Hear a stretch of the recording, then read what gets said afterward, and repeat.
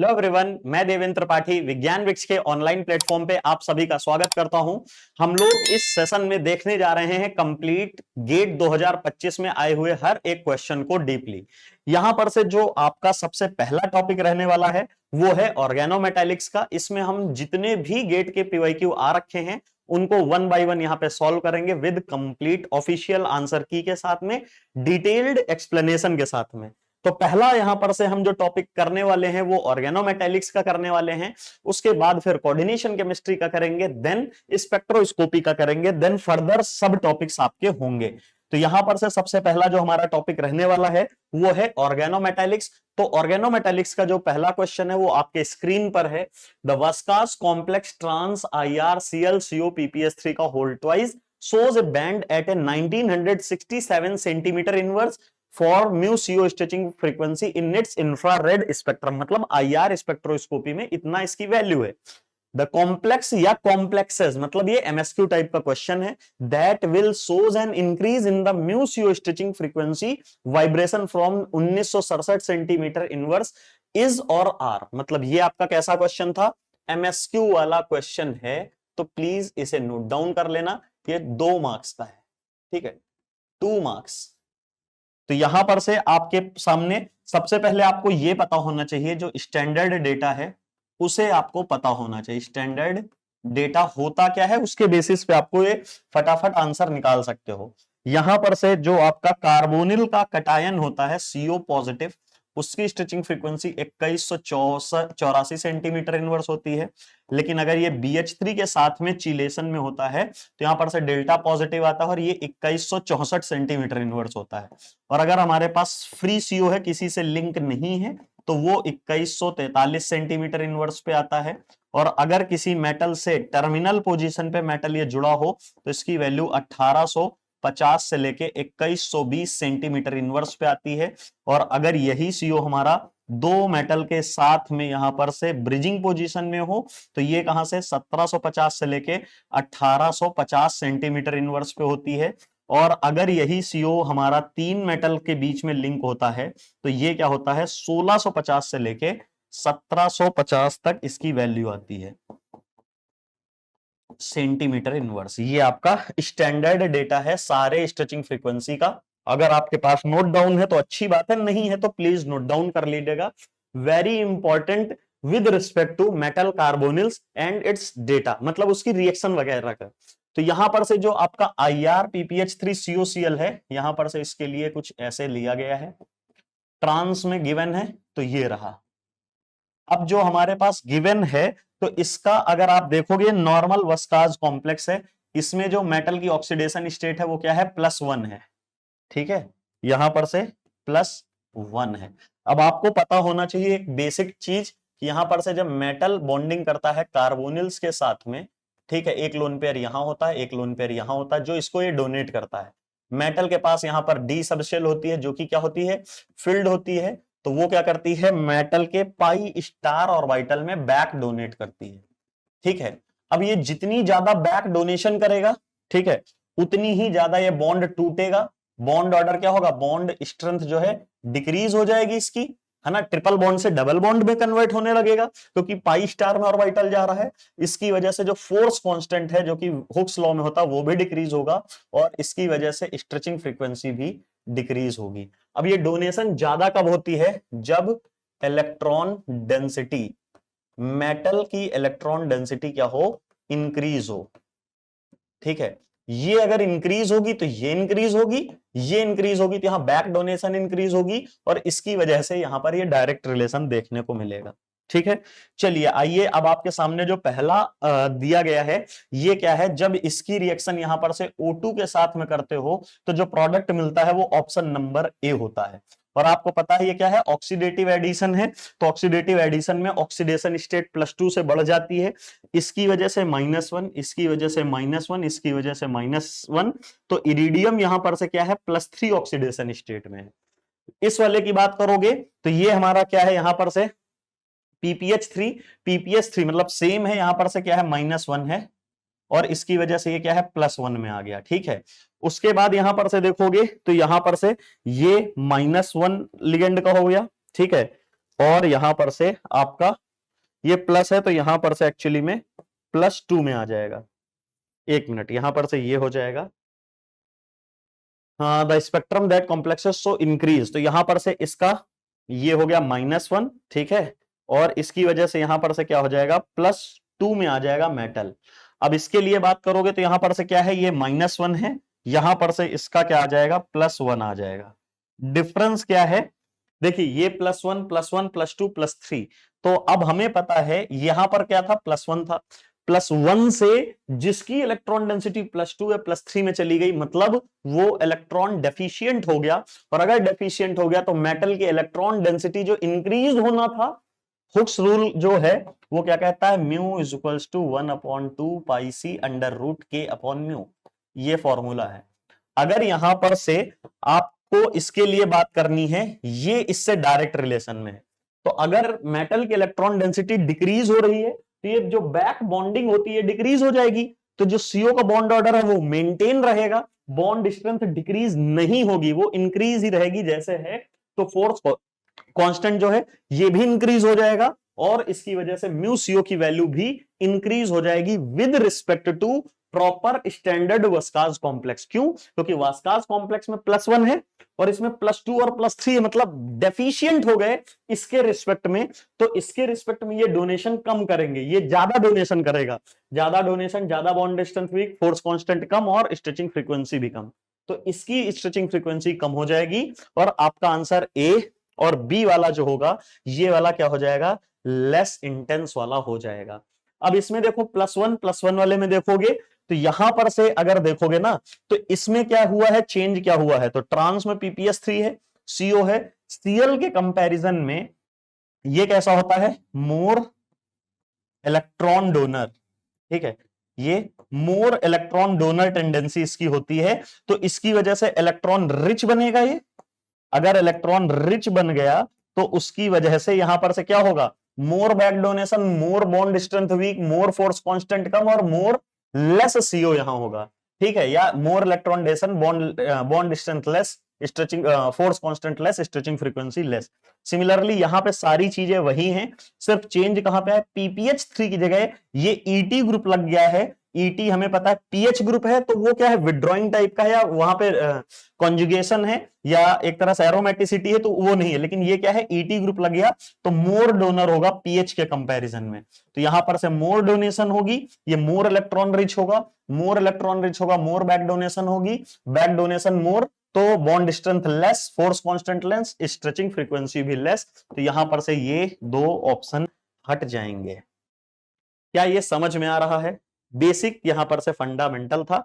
Answer आपका A and B is your correct answer. Further फिर से सुन लो एक बार, ये MSQ टाइप का क्वेश्चन था, मोस्ट प्रिसाइज आंसर आपको यहां पर मिलेंगे, जो ऑफिशियल आंसर की में गिवन थे उसकी बेसिस पर जो सबसे करेक्ट और अप्रोप्रिएट आपका एक्सप्लेनेशन होता है वो देखने को मिलेगा। यहां पर से having a metal metal bond order इतना, ये भी क्या है आपका MSQ क्वेश्चंस है, और ये भी क्या है 2 मार्कर क्वेश्चन है, 2 मार्क्स, ठीक है। अब यहां पर से बोला गया है कि मेटल मेटल बॉन्ड ऑर्डर या तो 3.5 हो या 3.5 से ज्यादा हो, तो 3.5 से ज्यादा कितना, 4 तक हम लोग पढ़ते हैं, और ये जो क्लस्टर्स पढ़ रहे हो इनको हम लोग क्या बोलते हैं, inorganic clusters, inorganic cluster.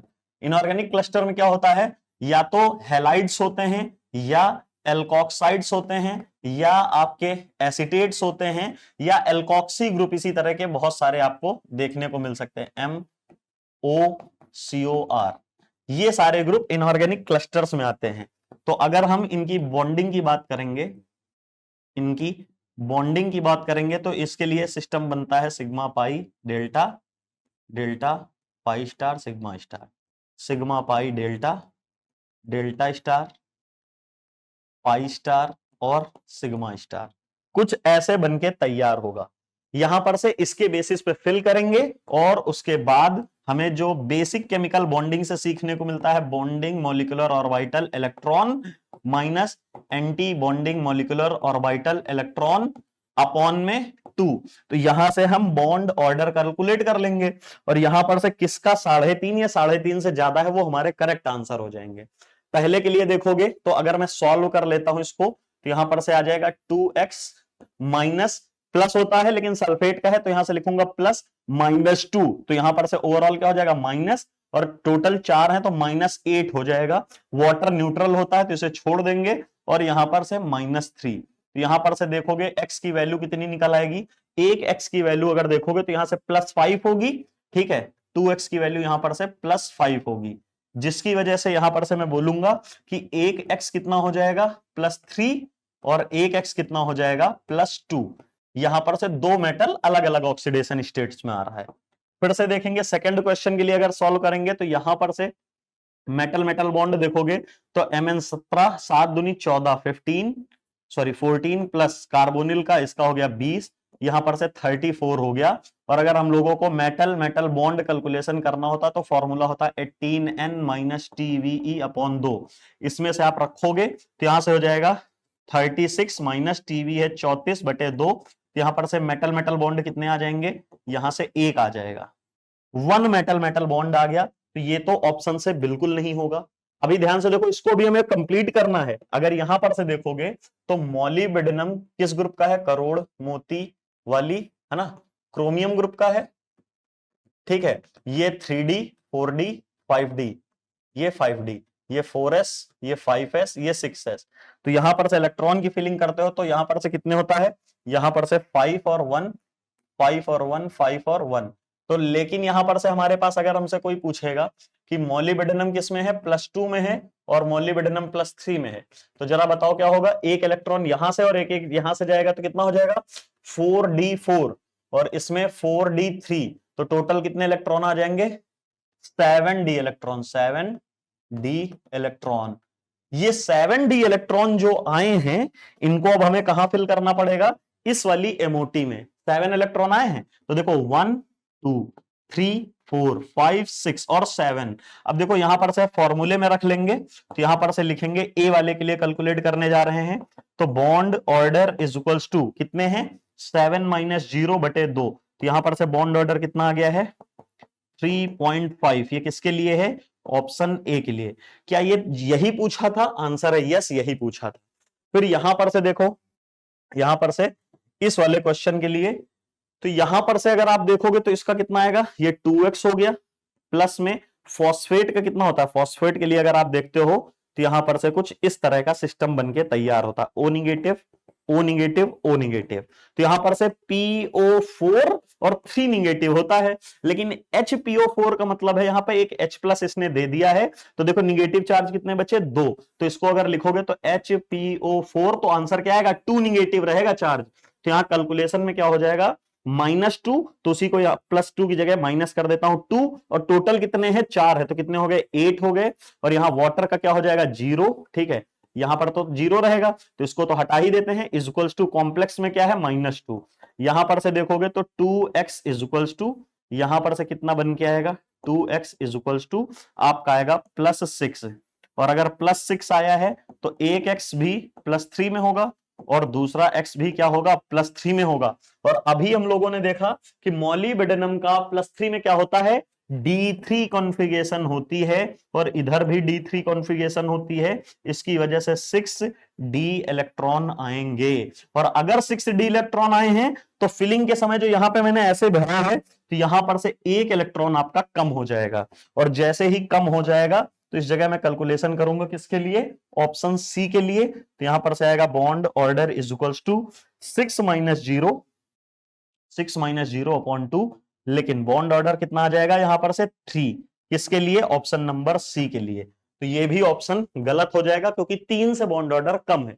Last option देखोगे तो यहां पर से 2x हो जाएगा, और यहां पर से ये है क्या, यहां पर से इस तरह लिखा है कुछ O negative CH3, acetate group है, कितना है -1 है, तो यहां पर से लिखूंगा -1 एक का है, टोटल कितने हैं 4 इज इक्वल्स टू 4, और यहां पर से 0 न्यूट्रल चाहे तो ये आ जाएगा 2x इज इक्वल्स टू +4 और x इज इक्वल्स टू +2, तो यहां पर से एक x कहां आ गया +2 में, और दूसरा x भी कहां रहेगा +2 में, तो यहां पर से अब देख लो क्रोमियम है, ठीक है, क्रोमियम इसी ग्रुप का है, +2 का अगर बात कर रहे हो तो +2 का यहां पर से क्या बचेगा D4 बचेगा, ठीक है, D4 यहां से बचेगा भाई, दो है ना, तो एक यहां से गया, एक यहां से, D4 हो गया। तो टोटल डी इलेक्ट्रॉन कितने आ गए? 8d इलेक्ट्रॉन आ गए।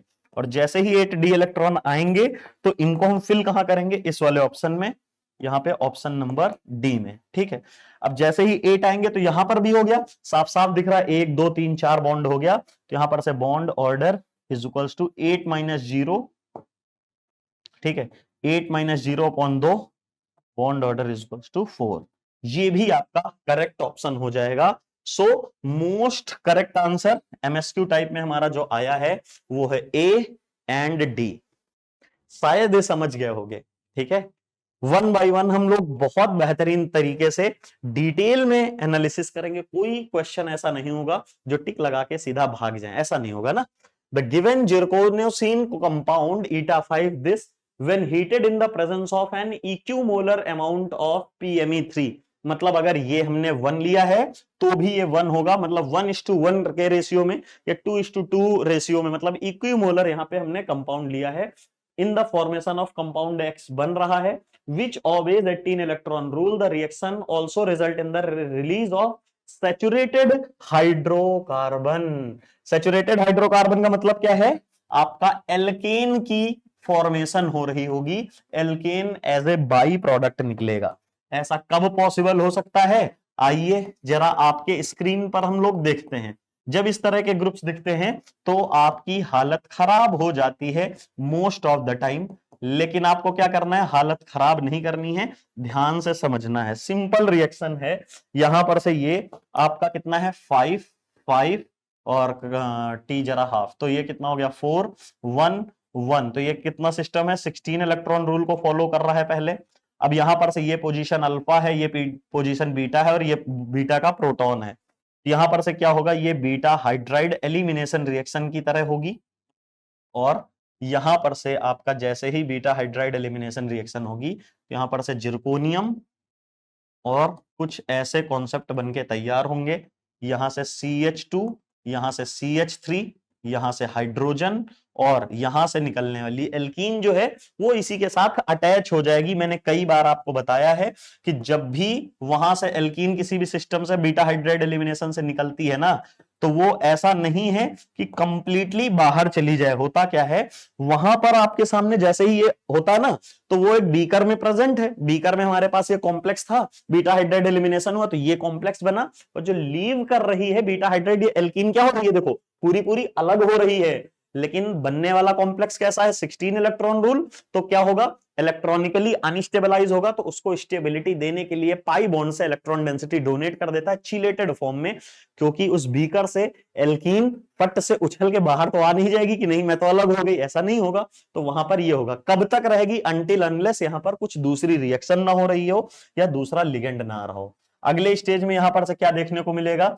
आप देखोगे इसकी ऑक्सीडेशन स्टेट कितनी है? -1 -1 -1 -1। इसकी वजह से ये है +4 में। गजब की ऑक्सीडेशन स्टेट है। जैसे ही ये होगा तो यहां से highly prone for reductive elimination reaction.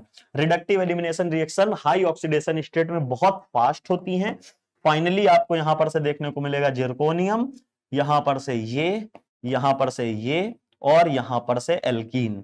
लेकिन यहां पर से सिस्टम देखोगे तो 2 5 5 और जिरकोनियम का खुद का 6, तो ये बना 16 इलेक्ट्रॉन। और वो कह रहा है सिस्टम कैसा है? 18 इलेक्ट्रॉन रूल को फॉलो कर रहा है, प्लस उसने एक स्टेटमेंट कही थी equimolar mixture of this and this. तो यहां पर से आपका अब PME3 आएगा और इसकी एक वैकेंट साइड जो होगी उस पर अटैक कर देगा, और फाइनल प्रोडक्ट आपको कुछ इस तरह देखने को मिलेगा।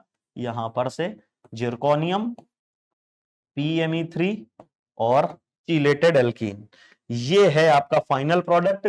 और जैसा कि कॉम्प्लेक्स में बताया गया है कि ये क्या है? 18 इलेक्ट्रॉन रूल को फॉलो कर रही है। तो देखिए 2 2 5 5 4, that means yes 18 electron rule को भी फॉलो कर रही है। तो यहां पर से देखोगे क्या ये ऑप्शन है? नो, ये तो इंटरमीडिएट है हमारा ये वाला। फिर क्या ये बन रहा है? कोई भी पॉसिबिलिटी ही नहीं है। क्या ये बन सकता है? कोई पॉसिबिलिटी नहीं है। Then last answer is D. क्या समझ में आया कंप्लीट मैकेनिज्म? ओके, ये आपका 2 मार्क का क्वेश्चन था, है ना? 2 मार्क्स।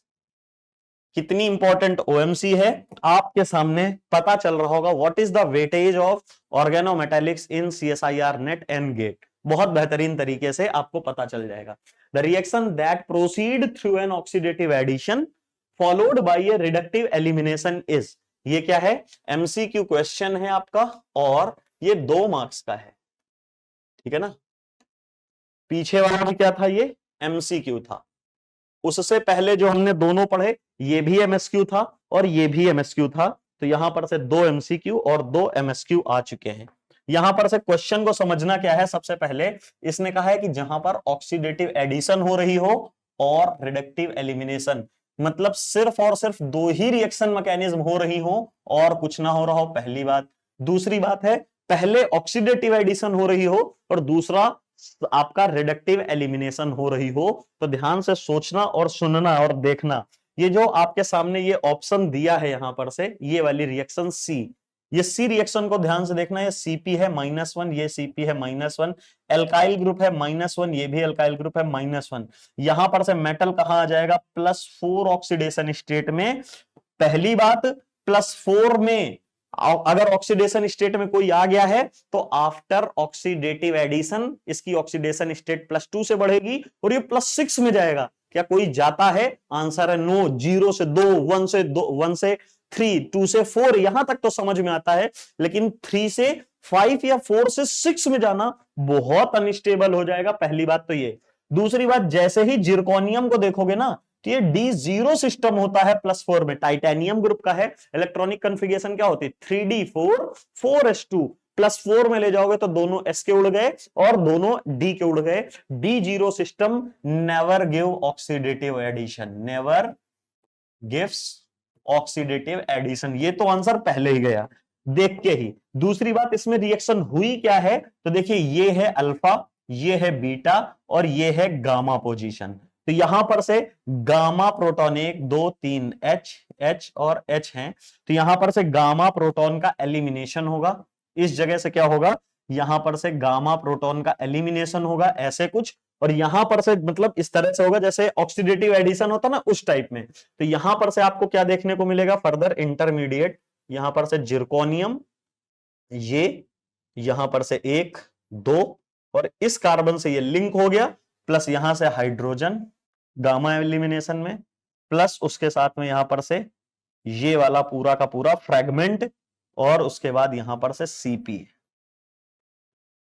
यहां पर से जैसे ही ये देखने को मिला, अगले स्टेज में क्या होगा, ये जो है यहां पर से है क्या एक्चुअली CH2, तो ये और ये निकल गया और रिडक्टिव एलिमिनेशन इसे रिएक्शन बोलते हैं। ये क्या है, रिडक्टिव एलिमिनेशन, और यहां है गामा एलिमिनेशन, गामा एलिमिनेशन।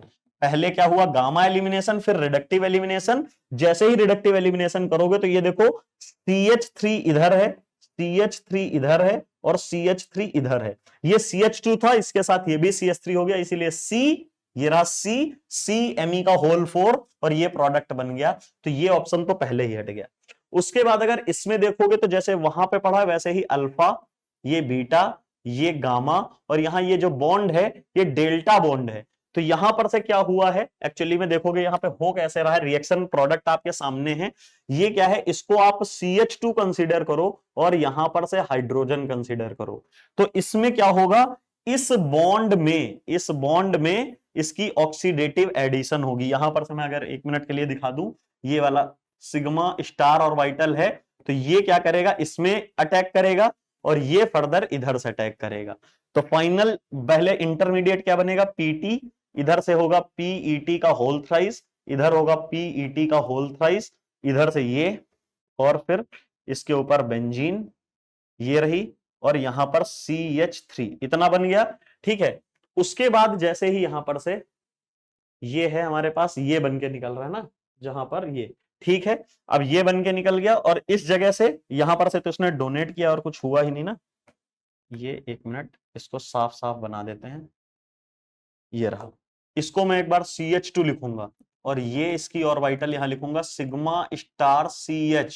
तो ये प्लेटिनम मेटल के इलेक्ट्रॉन डेंसिटी यहां मूव करेगी। जैसे ही यहां मूव करेगी तो इसकी वजह से देखो ये सब तो बन गया। अब यहां पर से CH2 का ये बॉन्ड है, फिर ये वाला ऐसे कुछ इसी के ऊपर लगा मिलेगा ये, और इसके ऊपर क्या था यहां पर से CH2 बॉन्ड था ऐसे, और ये इसके साथ में आ गया तो ये यहां से नया बॉन्ड और एक हाइड्रोजन यहां से। ये ढंग का नहीं बना है, रुको फिर से बनाना पड़ेगा, ज्यादा दूर बन गया। ठीक है, यहां पर से ऐसे देखो, यहां पर से क्या है ये ऐसे, ठीक है ये बन गया। इससे यहां गया था CH2 ग्रुप जो कि ऐसे लिंक हो गया, और यहां पर से जो हाइड्रोजन आया था वो। अब अगले स्टेज में क्या होगा, यहां पर से देखो ये पीटी के साथ में कैसा बॉन्ड बना है, 5 मेंबर टाइप की रिंग जो कि ये है, और इसका यहां पर से कर दो रिडक्टिव एलिमिनेशन। मतलब यहां पर से क्या हुआ है, पहले स्टेज में इस जगह से इस जगह आपका ऑक्सीडेटिव एडिशन हुआ है, ठीक है, और इस वाले से इस वाले प्रोडक्ट में जाने के लिए यहां से इस रिएक्शन में क्या हुआ है, रिडक्टिव एलिमिनेशन हुआ है। तभी उसकी वजह से देखो जैसे ही ये रिडक्टिव एलिमिनेशन हुआ तो यहां पर से बेंजीन और ये CH3 यहां लगा है, ये क्या है CH2 है, CH2 के साथ में हाइड्रोजन आ गया CH3, और प्लस ये वाली रिंग देखो ये 6 मेंबर की, फिर एक कार्बन इधर से एक कार्बन और फिर मेटल, तो ये देखो एक कार्बन और एक कार्बन और मेटल, तो यहां पर से रिडक्टिव एलिमिनेशन, और यही हमारा आंसर था। क्या समझ गए? चलिए नेक्स्ट क्वेश्चन एक्सप्लेन करते हैं। यहां पर देखो, यहां पर से ऑक्सीडेशन स्टेट इसकी क्या है, -1 CP की वजह से -1 -1 -1, 1 2 3 4 5, मतलब यहां से +5 में है।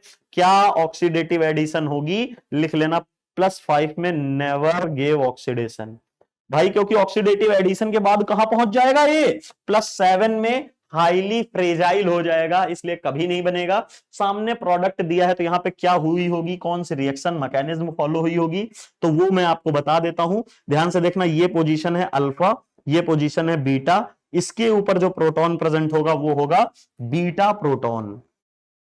ठीक है, ये जो प्रोटॉन है ये बीटा प्रोटॉन है, तो यहां पर से क्या होगा, बीटा हाइड्राइड एलिमिनेशन पहले हुआ है।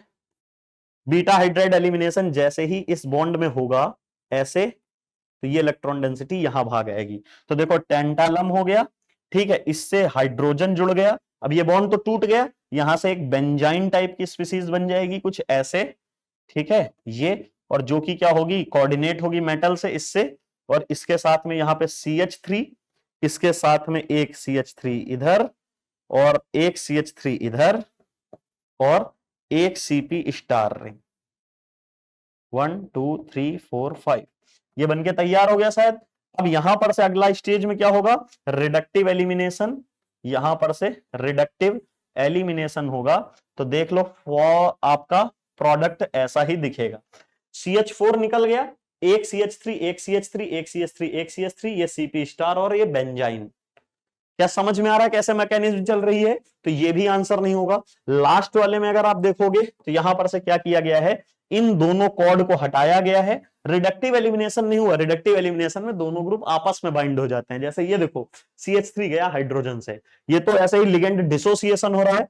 फर्दर यहां पर से क्या हो रहा है, ये आगे चल रहा है, ये यहां पे आएगा तो निगेटिव, यहां आएगा तो पॉजिटिव, इसके बीच में यहां पे मेटल आएगा निकल, और यहां पर से सिंगल बॉन्ड ये ऐड हो गया, यहां पर से आगे किसका था रेजोनेंस, तो डबल बॉन्ड, और यहां पॉजिटिव चार्ज है वो, उसकी वजह से यहां पे निगेटिव आपका मेटल से जुड़ जाएगा। तो यहां पर से मेटल कहां पर है, Ni जीरो ऑक्सीडेशन स्टेट में है, और अगर यहां पढ़ोगे तो -1, और इसकी वजह से 0, इसकी वजह से -1, और क्योंकि ये PPH2 है PPH3 नहीं है, तो इसकी वजह से -1, ओवरऑल मेटल कहां पहुंच गया, +3 में, और यहां पे कितना था Ni0 से Ni+3 में पहुंच गया।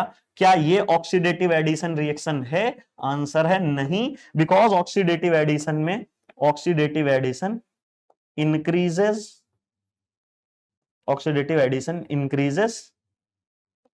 Addition increases oxidation state by 2 units only, ठीक है, 2 यूनिट से बढ़ाती है, ना कि 3 यूनिट से, तो ये भी आपका ऑप्शन गलत हो जाएगा। फर्दर आप देखोगे तो यहां पर रिडक्टिव एलिमिनेशन टाइप का कुछ ऐसा प्रोडक्ट खास दिख नहीं रहा, तो यहां पर से इस तरह के क्वेश्चंस आपके चले गए। फिर से रिएक्शन मैकेनिज्म का मतलब ऑर्गेनोमेटेलिक्स का क्वेश्चन है स्पेक्ट्रोस्कोपी से।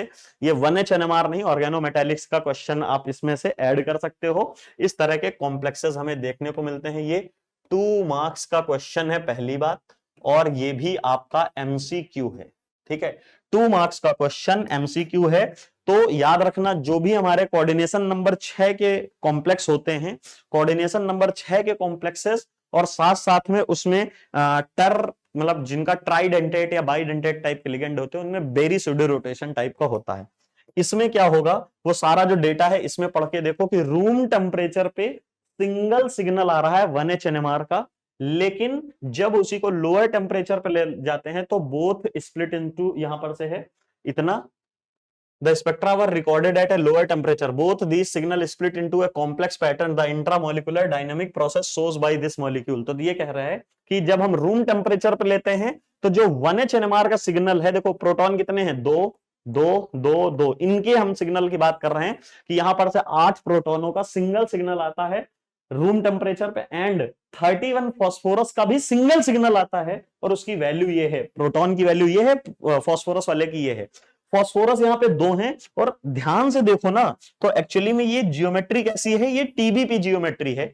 ये कैसी जियोमेट्री है, ये टीबीपी जियोमेट्री है।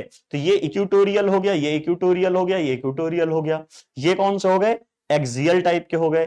कहने का मतलब क्या है कि इनका तो इन्वायरमेंट अलग है। स्पेक्ट्रोस्कोपी में हम लोग बोलते हैं कि यहां पर से क्या होना चाहिए, अलग अलग सिग्नल आना चाहिए, लेकिन आप लोगों ने फिनोमेना पढ़ी होगी बीपीआर, कई लोग इसी को क्या बोल देते हैं, फ्लक्सोनैलिटी भी बोल देते हैं, और इसी को क्या बोला जाता है, ट्रांस स्टाइल रोटेशन, ये भी इसका एक नाम है। ये क्या करता है, इसका आउटकम क्या है कि एक्सियल वाले बॉन्ड इक्वेटोरियल वालों के साथ इंटरचेंज होते हैं, और इक्वेटोरियल वाले बॉन्ड एक्सियल वालों के साथ इंटरचेंज होते रहते हैं, लेकिन कभी भी एक्सियल वाले एक्सियल के साथ नहीं होते हैं, और इक्वेटोरियल वाले इक्वेटोरियल के साथ इंटरचेंज नहीं होते हैं। अब इंटरचेंज अगर होंगे तो उससे क्या होगा, इसका एग्जाम्पल बहुत आसान सा आपके रूम में लगे हुए फैन से मिल जाएगा। जब वो स्टॉप है तो उसकी 3 पंखुड़ियों को आप क्लियर कट डिस्टिंग्विश कर पा रहे हैं, लेकिन अगर फैन को फुल स्पीड में ऑन कर दोगे, बहुत तेज रोटेट करेंगी, और वो तीनों जो फैन की ब्लेड्स हैं वो डिस्क की फॉर्म में दिखेगी। आप डिस्टिंग्विश नहीं कर पाओगे कि 1 2 3 कहां पे है, कौन कौन सी कहां पर है। उसी तरीके से जब रूम टेम्परेचर होता है उस समय पे ये जो एल्कीन है, इस एक्सिस के करस्पॉन्डिंग ऐसे समझो कि ये मेटल है, यहां पर IR इस जगह पे लगा पे है, इस जगह एरिडियम है। अब इरिडियम से ये सिंगल, ये इरिडियम है मुट्ठी मेरी, और इससे निकला है ये बॉन्ड, ये जो बॉन्ड है, इस बॉन्ड के करस्पॉन्डिंग जो एल्कीन है, तो ये हमारी एल्कीन है। ये देखो सिंगल बॉन्ड, डबल बॉन्ड, ऐसे वो कुछ ऐसे लगी है, और ये क्या करेगी, इस एक्सिस पे देखो ऐसे नाचेगी, देखो ऐसे करके ऐसे नाचेगी, इतनी फास्ट रोटेशन होगी इस एक्सिस पे। मतलब ये इरिडियम यही है, ये सिग्मा बॉन्ड यही है, सिग्मा बॉन्ड के करस्पॉन्डिंग ये जो पाई इलेक्ट्रॉन डेंसिटी से जुड़ा है, ये इतनी तेज रोटेशन करेगा कि इसकी वजह से इसके चारों प्रोटॉन कैसे हो जाएंगे, इक्विवेलेंट हो जाएंगे। अगर एक्चुअली में देखा जाए तो यहां पे मेरा, मान लीजिए मैं एग्जांपल के तौर पे मानता हूं ये इरिडियम है, ये ऐसे है, ये ऐसे है, ये ऊपर है, ये तो इसको इमेजिन करो, ये कहां है, प्लेन में है, और ये ऊपर है, मान लो ये CO लगा है, नीचे PH है, तो P खाली फॉस्फोरस लगा देता हूं। तो ध्यान से देखो, इसके ऊपर लगा, ये तो प्लेन में है ना पूरा सिस्टम, ये जो यहां पे है ट्राइगोनल प्लेन, इसको मैं ऐसे करता हूं, तो यहां पर से निकला जो भी एल्कीन होगा कुछ ऐसे, तो वो कैसे प्रेजेंट होगी, कुछ एल्कीन, मान लो ये इरिडियम है, तो ये इरिडियम है, ये हमारा बॉन्ड है, इससे निकली एल्कीन कुछ ऐसे होगी, देखो ठीक है, ये इरिडियम है, ये बॉन्ड है, और इससे निकली एल्कीन ये देखो ऐसे यहां पर है। तो इस एल्कीन पे प्रोटॉन कहां होंगे, एक ऊपर साइड होगा, मतलब आप इसको ऐसे इमेजिन करो, यहां पर तो 2D है तो ऐसे दिखेगा, लेकिन आप इसे कैसे इमेजिन करोगे, ऐसे, मतलब आपकी तरफ आ रही है आधी, आधी पीछे। तो ये देखो आधा कहां है, ऊपर साइड दिख रहा होगा, और आधा नीचे साइड फॉस्फोरस की तरफ होगा। इसी तरीके से ऊपर वाला आधा ये CO की तरफ है, देखो दिख यहां रहा, ये यहां मत मानना, क्योंकि ये ऐसे यहां पर से ऐसे ना होके ऐसे है भैया, और CO यहां ऊपर है, तो देखो ऊपर का प्रोटॉन ऊपर, और इस वाले सेंटर का ऊपर प्रोटॉन, तो ये इसके नजदीक है, और यहां से डॉट में ये जो हाइड्रोजन है ये इसके नजदीक है। तो दोनों का इन्वायरमेंट डिफरेंट होना चाहिए था, लेकिन होता क्या है, ये एल्कीन जो है ना, यहां से जो इस वाले बॉन्ड से जुड़ी है, इसमें यहां पर से गम गम गम गम, ऊपर वाला नीचे, मतलब ये नीचे, ये फिर से ऊपर, ये ऊपर से नीचे ऐसे गोल गोल घूमती रहेगी, तो उसकी वजह से यहां पर सारे प्रोटॉन आइडेंटिकल हो जाएंगे, और आइडेंटिकल हो जाएंगे तो इसे क्या बोलते हैं, प्रोपेलर टाइप का रोटेशन। तो यहां पर से propeller type rotation of the ethylene unit along the IR alkene axis. IR और एल्कीन की एक्सिस कौन सी है, ये, और इसी एक्सिस पे घूमेगा, तो ये ऊपर से नीचे और ये नीचे से ऊपर, और सारे आइडेंटिकल हो जाएंगे। समझ में आया? तो ये है इसके लिए। अब बात आई है इसके लिए, तो इसके लिए बोला जाता है कि ये बेरी सूडो रोटेशन करता है। रेडक्टुस्टोन ये तो नाम हटा ही देंगे, ये हम कोऑर्डिनेशन में पढ़ते हैं, और बेरी सूडो रोटेशन के साथ में ये आंसर आपका सही चला जाएगा। पहला इसलिए कटेगा क्योंकि इसने कहा है कि ethylene unit along the CC axis. CC axis मतलब सी डबल बॉन्ड सी की एक्सिस के अलोंग यहां पे रोटेशन, ये नहीं है, ये गलत कह रहा है, क्योंकि इस एक्सिस के इसके परपेंडिकुलर रोटेशन हो रहा है। और इस स्टेटमेंट का कहने का मतलब है कि जो सी डबल बॉन्ड है, सी डबल बॉन्ड यहां है, तो इसका कहने का मतलब है ये सीधा इसके साथ में, एक्चुअली में क्या हो रहा है, ये ऊपर नीचे हो रही है, ये जो है ना ऐसे घूम रही है, लेकिन ये इस सी डबल बॉन्ड सी के अलोंग रोटेशन नहीं हो रहा। फिर से समझो, ये इरिडियम है, ये सिंगल बॉन्ड है, और ये यहां से रोटेशन कर रही है, ऐसे रोटेशन कर रही है ना, ऐसे ऐसे रोटेशन कर रही है। ये वाला जो यहां पर से सीसी एक्सिस का है, तो सीसी एक्सिस ये हो गई है, तो इसके करस्पॉन्डिंग रोटेशन मतलब आगे पीछे रोटेशन, ये गलत बात है, ऐसा नहीं होता, प्रोपेलर टाइप होता है, ये मैंने बता दी। वाओ, ठीक है। ये organometallic the homogeneous catalyst whose material does not undergo oxidative addition, ये भी आप ओएमसी में ही कंसीडर करोगे। ठीक है, इसका मार्क्स मुझे नहीं पता है, ये एमसीक्यू है, 1 मार्क्स में है या 2 मार्क्स का मुझे आइडिया नहीं है। ठीक है, इसको देख लेना। क्वेश्चन क्या कह रहा है, the homogeneous catalyst whose material metal ion does not undergo either oxidation और reduction in any of the step during the hydrogenation of terminal olefins. Terminal olefins जो होती हैं, ये हो गई टर्मिनल ओलेफिन मतलब टर्मिनल एल्कीन, मतलब किसी भी तरह का ग्रुप लगा है, यहाँ सीओ के साथ में कुछ ऐसे हो सकता है या खाली ऐसे हो सकता है, यहां पर हमसे नहीं मतलब है, सिर्फ टर्मिनल पोजीशन पे एल्कीन हो उसके बेसिस पे। तो यहां पर से उसका क्या कराना है, हाइड्रोजिनेशन कराना है। तो ध्यान से देखो, यहां पर से कह रहा है कि ऑक्सीडेटिव एडिशन ना हो और रिडक्टिव एलिमिनेशन भी ना हो। ऑक्सीडेटिव एडिशन कहां नहीं होता है, जिनका कोऑर्डिनेशन नंबर 6 होता है उसमें नहीं होता है। हाई ऑक्सीडेशन स्टेट पहले से ही हो तो नहीं होता है, और उसके पास डी जीरो इलेक्ट्रॉनिक कॉन्फ़िगरेशन हो तो नहीं होता है। ठीक है, ये सारी कुछ कंडीशंस हैं। तो यहां पर से देखोगे तो इस वाले कॉम्प्लेक्स में यहां पर से ये क्या है, इसको बोलते हो, ये है विल्किंसंस कैटालिस्ट, विल्किंसंस कैटालिस्ट। तो भाई यहां तो भर भर के ऑक्सीडेटिव एडिशन होती ही रहती है, इसमें तो कोई चांस ही नहीं है। यहां पर तो मतलब रिएक्शन शुरुआत ही क्या होती है, ऑक्सीडेटिव एडिशन से होती है।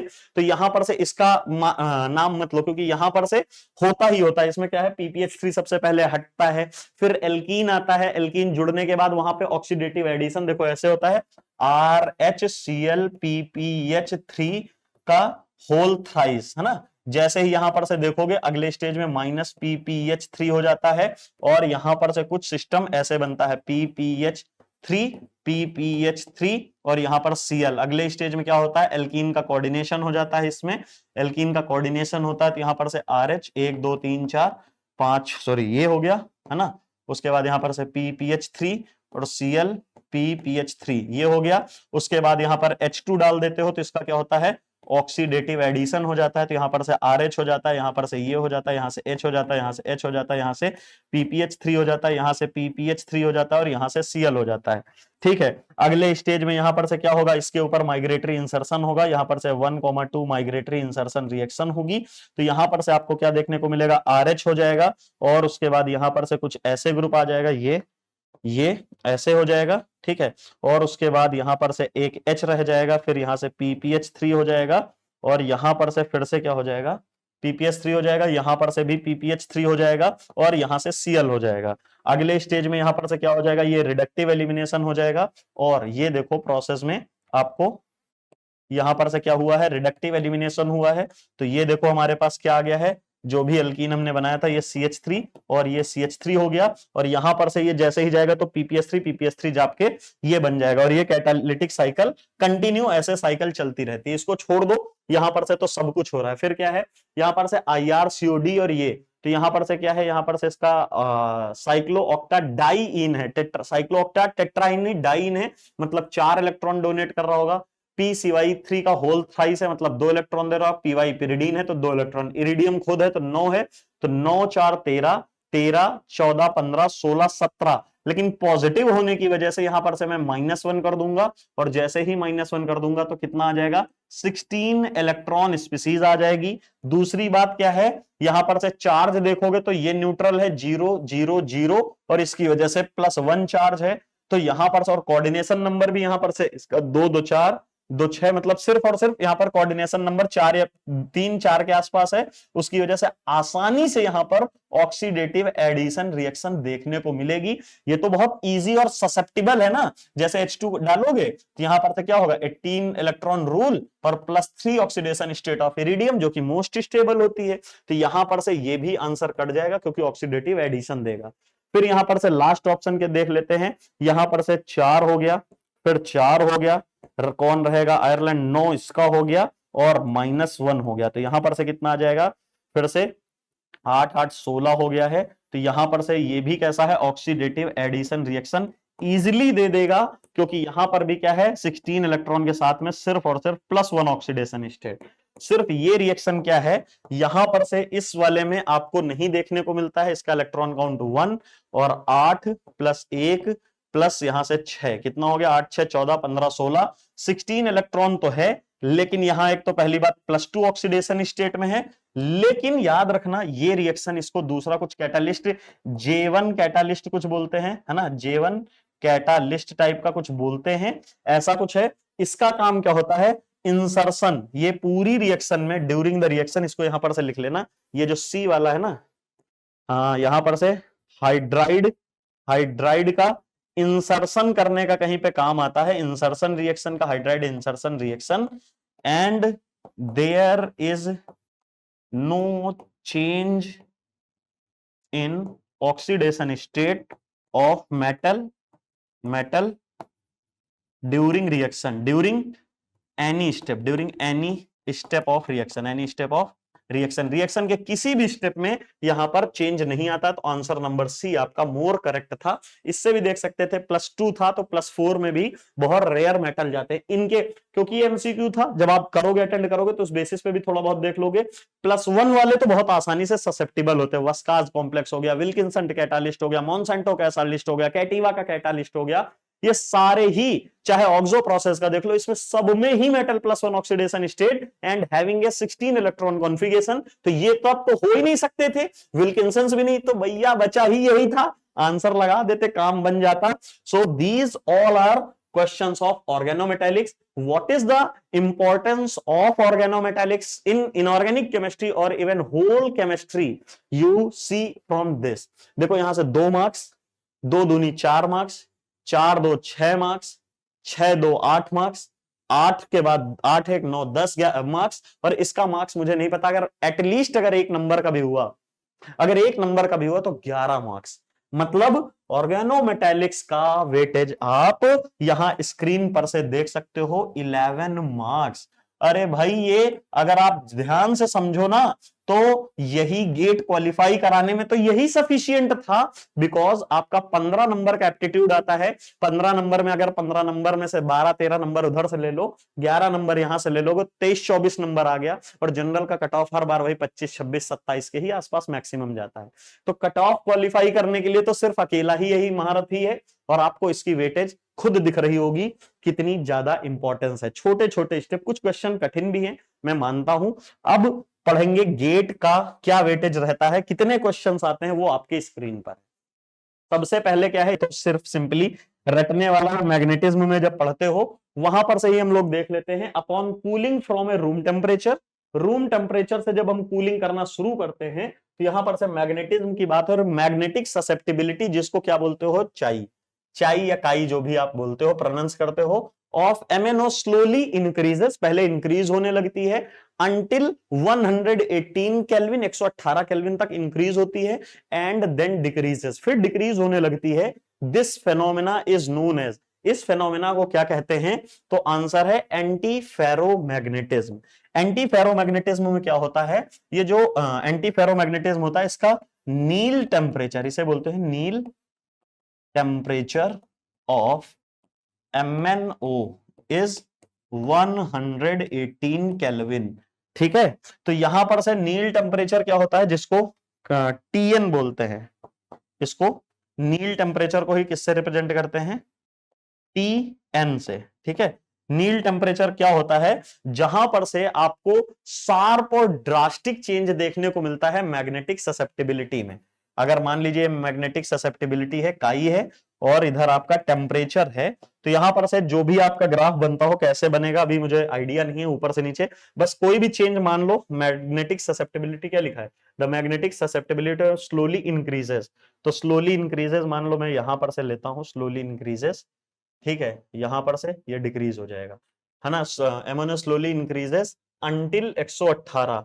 ठीक है, यहां पर से मान लो जो भी है टेम्परेचर इधर राइज कर रहे हैं, तो ये वाला जो टेम्परेचर है ये 118 केल्विन का है, और इसके पहले भी कम थी, लेकिन यहां पे जाने के बाद अचानक से गिर गई। देख लेना ऐसे ही ग्राफ बनेगा कुछ, मुझे कंफर्म नहीं पता, इसको चेक कर लेना। बस ये स्टेटमेंट पढ़ के मैंने ट्राई किया है बताने को, बस क्या कि ये अगर कोई पूछेगा तो क्या टेम्परेचर और TN हो जाएगा, इसके बाद ड्रास्टिक यहां से डिके आ जाएगा। ठीक है, तो उसको मैं फिर कह रहा हूं, इसको ग्राफ इसी तरह कंसीडर मत कर लेना, देख लेना कैसे ऊपर से आता है नीचे से आता है, बस मैं एक पर्टिकुलर टेम्परेचर पे चेंज दिखा रहा हूं, शार्प और ड्रास्टिक होगा। फिनोमेना आपका एंटी फेरोमैग्नेटिज्म में होता है, नील्स टेम्परेचर के बारे में बात हो रही है। ओहो, इलेक्ट्रो न्यूट्रलिटी प्रिंसिपल का क्वेश्चन है, यहां पर से आपने इसको देख लिया, शायद से 1 मार्क्स का क्वेश्चन है, देख लेना। 1 मार्क्स का है, 2 मार्क्स का है, और MCQ है, देख लेना। मार्क्स का थोड़ा सा आइडिया नहीं है, वो क्वेश्चन के लेवल से ही पता चल जाता है। यहां पर से आपका ये 2 मार्क्स का क्वेश्चन था, 2 मार्क्स का क्वेश्चन है, और ये भी आपका MCQ है ना, ये आपका MCQ है, देख लेना मार्क्स का, और MCQ तो कंफर्म है। अब इसमें क्या है, an aqueous solution of this complex, ये जो हमारे पास दिया है, तो एक्चुअली में ये क्या है, क्लोरेट है, ClO4 जो है, ये क्या होता है, ClO4 निगेटिव होता है। ठीक है, इसे क्लोरेट बोलते हो, क्लोरेट, है ना, ये क्लोरेट है। तो अब यहां पर से अगर इस कॉम्प्लेक्स को ढंग से आप बनाओ, तो हम लोग जब रिवाइज करते हैं, मैंने खुद कितनी बार पढ़ा रखा है इस कॉम्प्लेक्स को, COH2O का होल 6, बस खाली उसने इस तरह नहीं दिया है आपको, और तो उसने सब कुछ दिया है। ये कैसा है, आपके सामने स्क्रीन पर ही दिख रहा है, ये लाइट पिंक कलर का होता है।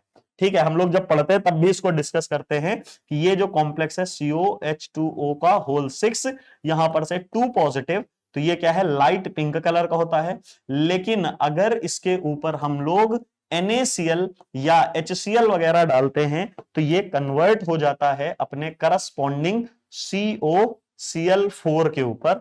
ठीक है, यहां पर से पहले कलर कर देता हूं, उसके ऊपर पता चलेगा कौन, और कलर आता है आपका डीप ब्लू कलर। ये किस में कन्वर्ट होता है, COCl4 और 2 निगेटिव के ऊपर, कुछ ऐसे कन्वर्ट होता है। ये कैसा कलर होता है, ये लाइट पिंक कलर होता है। इसी से लिख देता हूं भाई, ये लाइट पिंक कलर होता है।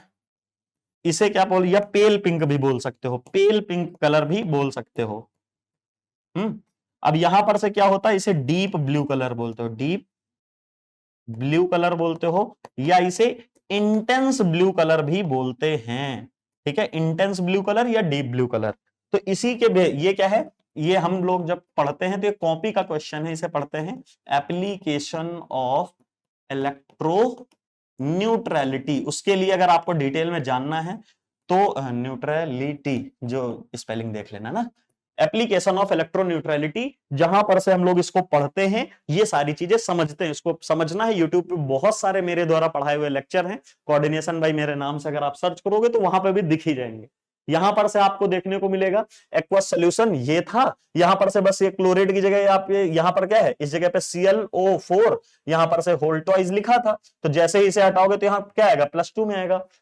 पिंक कलर का था एडिशन ऑफ कंसंट्रेटेड HCl ऐसे in an intense blue colour, ये हो सकता है डीप ब्लू भी देता, solution due to the formation of a new species. और ऐसा क्यों होता है, लाइट कलर क्यों आता है, क्योंकि ये ऑक्टाहेड्रल कॉम्प्लेक्स है, और ऑक्टाहेड्रल कॉम्प्लेक्स में यहां पर से इसकी स्प्लिटिंग ऐसे होती है, इसे T2G बोलते हो, इसे EG बोलते हो। अकॉर्डिंग टू द LFT ये कैसा होता है, सिग्मा स्टार होता है, और ये कैसा होता है, नॉन बॉन्डिंग होता है। बल्कि इसको लिखने से अच्छा इसको लिखो सीधा सीधा, ये डी सबसेल से बन के बनता है, ये भी डी सबसेल से बनता है। ये क्या होता है, टेट्राहेड्रल जियोमेट्री होती है, और टेट्राहेड्रल की स्प्लिटिंग आपके सामने कुछ ऐसे होती, ई और T2। खास बात क्या है, अकॉर्डिंग टू द LFT जो सबसे इंपॉर्टेंट बात है वो ये होता है कि ये डी शब्द से बनती है और ये PD मिक्स्ड ऑर्बिटल से होती है। तो डी से D transition delta L equals to, जो कि +-1 होना चाहिए था, तो ये नहीं होता है, इसको बोलते हो लेपोर्टे फॉरबिडन होता है। डेल्टा L इक्वल्स टू +-1 जो होना चाहिए था, यहां पर से डेल्टा L इक्वल्स टू +-1 जो होना चाहिए था वो तो नहीं होता है, कंप्लीट तो नहीं होता, लेकिन इसे बोलते हो लेपोर्टे पार्टली अलाउड, थोड़ा बहुत अलाउड हो जाता है। इसे कैसे, relaxation in Laporte selection rule. Answer ये हो जाएगा जो कि आपके सामने यहां पर ये मेंशन था। ये सब फालतू के क्वेश्चन थे। तो given atomic number of this complex, answer number C is your correct answer. ठीक है, नेक्स्ट क्वेश्चन 2 मार्क्स का क्वेश्चन है, ये भी आपका क्वेश्चन कॉपी का है। ठीक है, MCQ MSQ है, MSQ 2 मार्क्स। ठीक है ना, ये 2 मार्क्स का क्वेश्चन है। आइए जरा देखते हैं। इस तरह के इलेक्ट्रॉनिक स्पेक्ट्रा मैंने ऑलवेज आपको सिखाया है, रटाया है कि इस तरह लिखो, मेटल, उसकी ऑक्सीडेशन स्टेट, फिर उसकी इलेक्ट्रॉनिक कॉन्फ़िगरेशन, फिर उसके इलेक्ट्रॉन की फिलिंग, तो कुछ ऐसे आएगी। ठीक है, उसके बाद यहां पर से तुरंत +2 +1 0 -1 -2। एल की वैल्यू यहां से कितनी आई, 3। जब भी एल की वैल्यू 3 होती है तो टर्म जो स्टेट आती है वो एफ होती है, और जब एफ आता है तो साथ में पी जरूर आता है। स्पिन की वैल्यू कितनी है, 1, और स्पिन मल्टीप्लिसिटी का फॉर्मूला 2s + 1 है। 2 × 1 + 1 करोगे तो यहां पर से कितना हो जाएगा, यहां पर से आ जाएगा 3।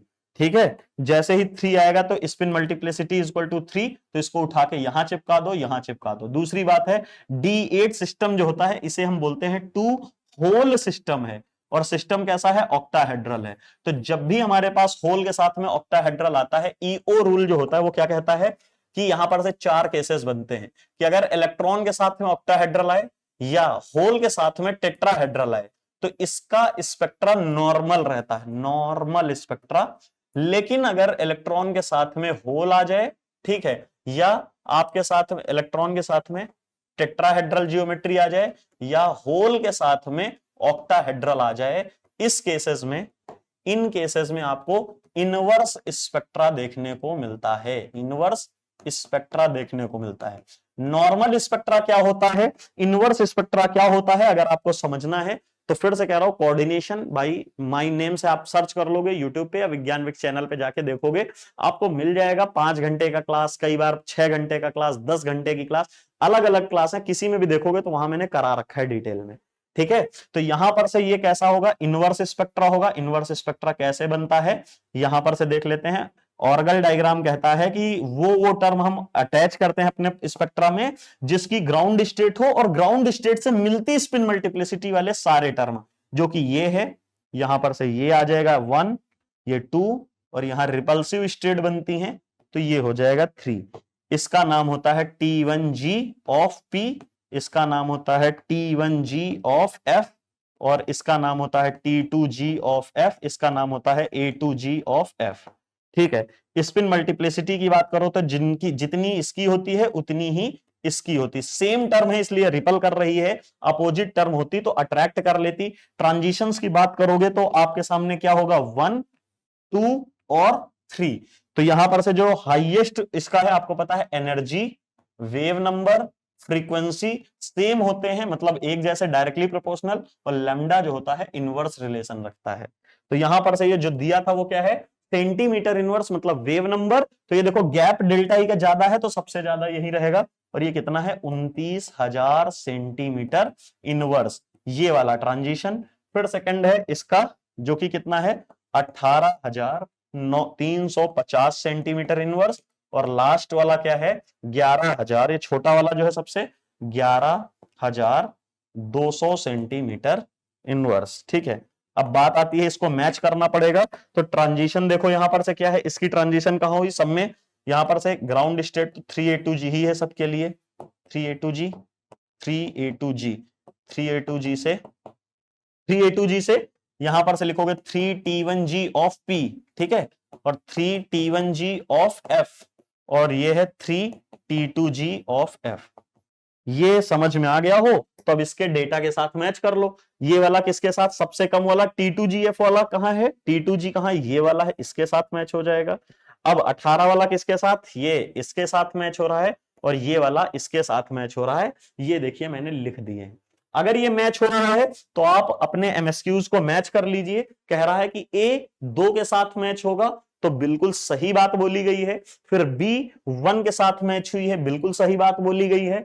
फिर कह रहा है कि यहां पर से ए 3rd के साथ मैच हो रही है, गलत बात बोली गई है। और सी 3rd के साथ मैच हो रही है, ये भी बिल्कुल सही बात है। मतलब हमारे जो करेक्ट ऑप्शन है एमएसक्यू में वो क्या हो जाएगा, ए, बी एंड डी। क्या ये समझ में आ गया है? अगर ये समझ में आ गया है तो इसमें हम थोड़ा सा और आगे बढ़ेंगे और अपने बेहतरीन तरीके के क्वेश्चंस को करेंगे। वन ऑफ द बेस्ट क्वेश्चनों में से है ये, आपका 2 मार्क्स का क्वेश्चन है और एमसीक्यू में है, एमसीक्यू में है, ठीक है। एमसीक्यू में अगर आप देख रहे हो, फिर से मैं कह रहा हूं, कोऑर्डिनेशन और ओएमसी की वेटेज को आप कम नहीं कर सकते हैं। अगर आप सीएसआईआर नेट की बात कर रहे हैं तो सीएसआईआर नेट में आपको 50 मार्क्स देखने को मिलते हैं, सिर्फ और सिर्फ एक इनऑर्गेनिक से 2 टॉपिक से, इनऑर्गेनिक के 2 टॉपिक से, एक ओएमसी और एक कोऑर्डिनेशन, ऑलमोस्ट 50 अप्रॉक्स। यहां पे ऐसे लगा लो ±5 नंबर हो सकता है। तो 50 मार्क्स सीएसआईआर नेट में देखने को मिलते हैं। और अगर आप बात करते हो गेट में, इनऑर्गेनिक में, तो यहां पर से ओएमसी और कोऑर्डिनेशन का जो वेटेज है ऑलमोस्ट आपको 18 से 20 मार्क्स का देखने को मिलता है ना। इनसे ही सिर्फ और सिर्फ 18 से 20 मार्क्स के आसपास पेपर होगा। और आप एक बार इमेजिन करके देख लीजिए, जो बच्चे एग्जाम देते हैं, लगभग आपके 26,000 बच्चे या 30,000 बच्चे एग्जाम देते हैं, मैं 25,000 में टेंटेटिव मान लेता हूं, तो 25,000 बच्चे जो गेट एग्जाम देते हैं, उनमें से लगभग कम से कम ये मान के चलो 15,000 बच्चों के, या 15,000 से प्लस भी, यहां से 17-18,000 बच्चों के, ठीक है, बल्कि 20,000 बच्चों के, 20,000 बच्चों के, है ना, लेस देन 20 मार्क्स होते हैं, लेस देन 20 मार्क्स। सोचो, जो 20 नंबर सिर्फ आप यहां से अटेन कर सकते हो, उतने भी सिर्फ 2 टॉपिक से, और लगभग 25 में से 2,000 बच्चे, 20,000 बच्चे ऐसे हैं, जीरो सही लगे ना, हाँ ठीक है, तो 20,000 बच्चे ऐसे हैं जिनके आपके 20 नंबर से भी कम नंबर आते हैं।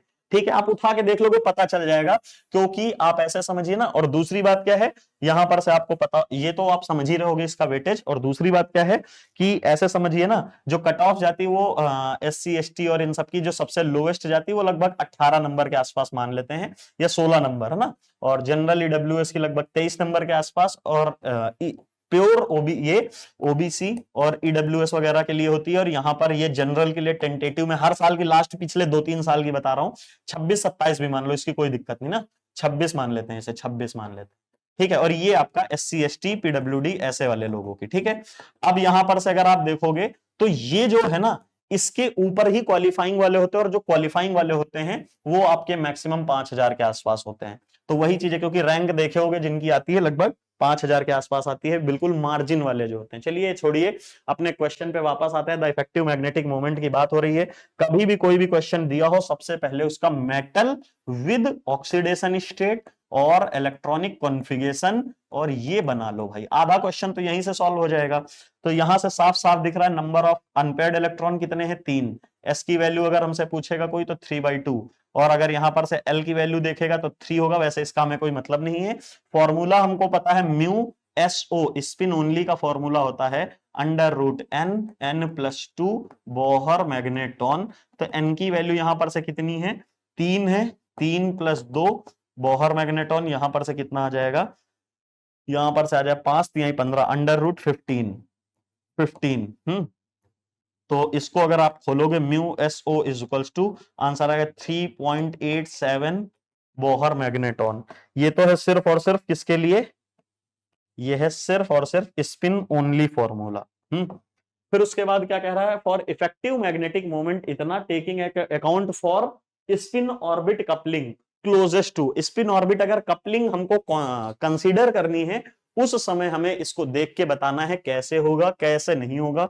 तो म्यू इफेक्टिव फॉर कॉम्प्लेक्सेस दे रहे हो, हम यहां पर से एफ ब्लॉक एलिमेंट्स की तो बात नहीं कर रहे हैं, तो यहां पर से जो डी ब्लॉक एलिमेंट्स होते हैं उनका formula 1 minus alpha lambda upon delta O, कुछ ऐसे होता है। ये फॉर्मूला है, ये याद कर लेना। इसके बेसिस पे एक बार देख लेना गिवन डेटा क्या है। यहां पर से हमारे पास जो गिवन है, गिवन क्या है मतलब हमने चाहे निकाला है, एक है mu SO is equal to 3.87 Bohr magneton, ये हो गया।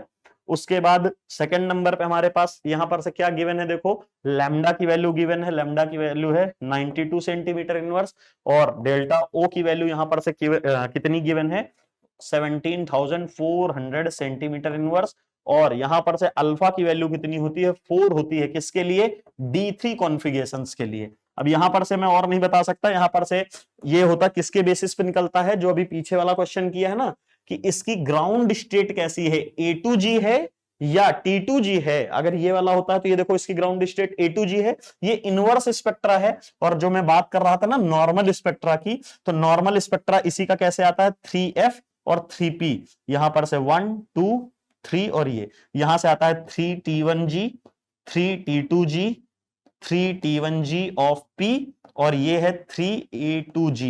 या क्योंकि यहां क्या हो गया, क्रॉसओवर स्पिन हो गई, क्योंकि अपोजिट टर्म आ रहा है, यहां पे अट्रैक्शन हो रहा है, यहां पे क्या हो रहा था, रिपल्सन हो रहा था सेम टर्म में, ये अपोजिट हो गया, क्योंकि अट्रैक्शन हो रहा है इसलिए अपोजिट है इसलिए अट्रैक्शन हो।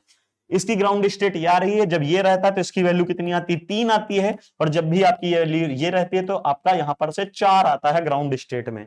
ठीक है, तो यहां पर से मतलब ये वाला जो है, जब A2G ग्राउंड स्टेट होती तब अल्फा की वैल्यू 4, जब T1G या मतलब T वैल्यू हमारी कोई भी अगर ग्राउंड स्टेट है तो अल्फा की वैल्यू 3 रहती है।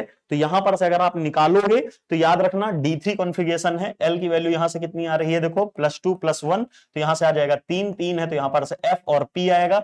स्पिन मल्टीप्लिसिटी कितनी होगी, जितने नंबर ऑफ अनपेयर्ड इलेक्ट्रॉन उससे एक ज्यादा, तो 4 4 4 हो गया ये। अब D3 सिस्टम है तो इसे क्या कहोगे, 2 होल सिस्टम कहोगे, साथ में ऑक्टाहेड्रल है तो ये कैसा हो जाएगा, ऑक्टाहेड्रल। ऑक्टाहेड्रल के साथ में जब आता है तो ये क्या होता है, इनवर्स स्पेक्ट्रा होता है। इनवर्स स्पेक्ट्रा कैसे बनता है, जैसे अभी पीछे दिखाया था वैसे यहां पर, मतलब A2G T2G T1G of F और T1G of P, this is your 3P 3F, है ना। तो यहां पर से ग्राउंड स्टेट ये आ गई, तो इसीलिए अल्फा की वैल्यू कितनी है, 4। अगर यहाँ T1G होता तो अल्फा की वैल्यू ये आ जाती।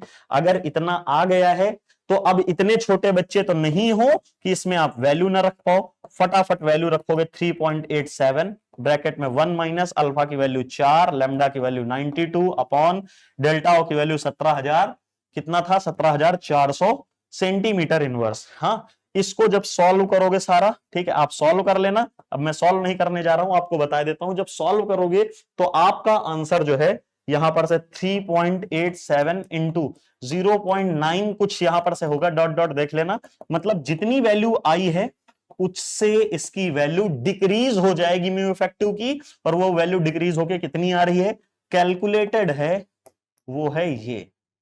अब आपका काम है कैलकुलेट कर लेना, इतना तो कर ही सकते हो, अगर मैं इतने डिटेल में आंसर बता रहा हूं तो एटलीस्ट कैलकुलेट करना।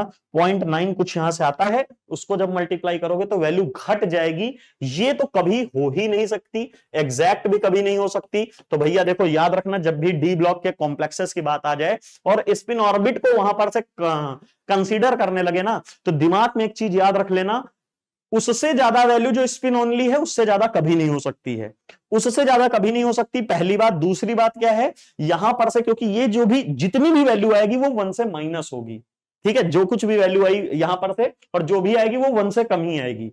तो जैसे ही होगा तो ये कम हो जाएगी, 0 पॉइंट्स में आएगी, और जो भी आएगा इसका मल्टीप्लाई करोगे इससे तो ओवरऑल वैल्यू डिक्रीज होगी। तो ना ही उतनी म्यू एसओ के बराबर कभी होगी और ना ही ज्यादा। अब इन दोनों में था, कम कौन सी होगी, तो आंसर ये है। जब आप कैलकुलेट करोगे तो आपको आंसर दिख जाएगा। क्या समझ में आया क्या? आ जाइए एक बार कुछ हल्का सा कोऑर्डिनेशन को भी हम कंसीडर कर लेते हैं। 1 मार्क्स क्वेश्चन में, 2 मार्क्स क्वेश्चन में 3 4 5 6 और 7 नंबर यहां से आपने उठा लिए हैं, तो ये प्लीज लिख लेना 7 मार्क्स। एक ही 2025 का ही कर रहे हैं अभी, और यहां से आपने कितने मार्क्स उठा लिए हैं, 7 मार्क्स आपने इधर से उठा लिए हैं। ठीक है, जैसे आपने अभी पीछे देखा होगा, मैंने आपको बताया होगा, कोऑर्डिनेशन से आप, सॉरी, ओएमसी से आपने कितने मार्क्स उठाए थे, 11 मार्क्स उठाए थे, और अभी कोऑर्डिनेशन से कितने उठा लिए हैं, 8 मार्क्स उठा लिए हैं, जो कि मैंने आपको पहले ही बताया टेंटेटिव आर्ट्स 11 से लेके 18 मार्क्स, सॉरी 18 से लेके 20 मार्क्स, या कह लो 16-17 से लेके 20 मार्क्स तक वेरी करते दिखती है। अब बात आती है अपने स्पेक्ट्रोस्कोपी की, जो कि मैं पढ़ाता हूं, ऑर्गेनिक और इनऑर्गेनिक स्पेक्ट्रोस्कोपी की। तो दमदार तरीके से इनका भी सॉल्यूशन वेल डिटेल्ड मैनर में सीखेंगे विद ऑफिशियल आंसर्स। पहला आंसर यहां पर से है, ये है आपका 1 नंबर का 1 मार्क्स का क्वेश्चन है, ठीक है, 1 मार्क्स का क्वेश्चन है, ये 1 मार्क का है, ठीक है, और ये आपका एनएटी में आया हुआ है। इसके लिए अगर आप देखोगे क्वेश्चन क्या पूछा है, the total number of hyperfine line expected in the EPR spectrum. तो यहां पर से number of hyperfine line कैसे निकलती है, number of hyperfine line is equals to 2ni+1, ये फॉर्मूला है। अगर और भी होते हैं तो उनको भी मल्टीप्लाई कर लेते हैं, जितने भी न्यूक्लियाई वहां पर होते हैं, ठीक है। हमारे पास क्या गिवन था, देखो हमारे पास CH2OH रेडिकल था, ठीक है, तो यहां पर से COH और इसके ऊपर H और रेडिकल, क्योंकि याद रखना I की वैल्यू, I फॉर 12 कार्बन कितना होता है, ये होता है 0, यहां पर से लिखेंगे 12 कार्बन की I value is equals to 0, 16 oxygen I की वैल्यू 0। तो ये दोनों तो क्या होते हैं, इनएक्टिव होते हैं, चाहे ये NMR की बात कर लो या ESR की बात कर लो, तो ये कहते होते हैं ESR और NMR इनएक्टिव, ये बात याद रखना। इनको तो काउंट नहीं करेंगे, अब इनको काउंट नहीं करेंगे तो यहां से ये कट गया और ये कट गया। अब I की वैल्यू प्रोटॉन की कितनी होती है वो हमें पता है। अब देखो ये दोनों प्रोटॉन एक जैसे हैं, तो number of hyperfine line is equals to 2ni, यहां पर से 2ni+1, मतलब यहां पर से पहले वाले प्रोटॉन इन्हें मैं ए नाम दे देता हूं, इसे बी नाम दे देता हूं।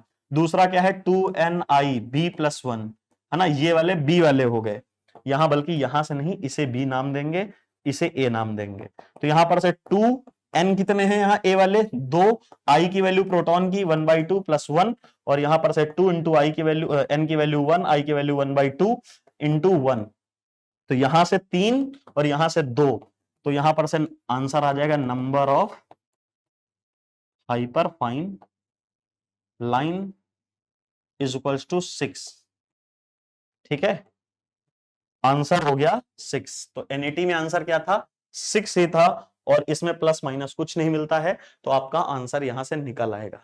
आसान क्वेश्चन था।